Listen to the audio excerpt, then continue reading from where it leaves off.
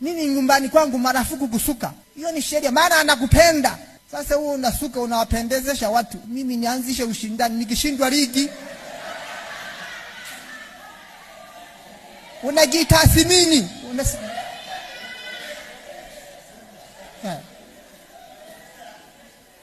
Yaani mtu unajipodoa, alafu mimi nakuwa kama house boy, alafu tunakubaliana?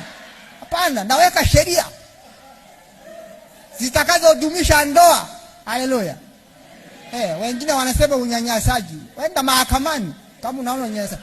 Mimi nimeweka sheria kulinda maisha yangu. Sasa akijipamba kuzidi nikipwaya, si wataninyang'anya?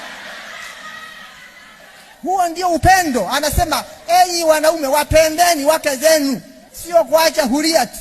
Unadhibiti, unaweka sheria ili tuishi tuendane. Vinginevyo maisha hayaendi, bila sheria hayaendi. Utaoa sana, mnasikia wanaume? Utaoa sana, utapata tabu sana duniani. Ukija kwa wachungaji wana kauli moja, vumilia, hata Kristo alivumilia. Unajua kuna maneno mengine tata. Uliwahi kuona mpunga, umepanda mpunga kwenye lami, alafu mtu anakuambia vumilia, mpunga kwenye lami?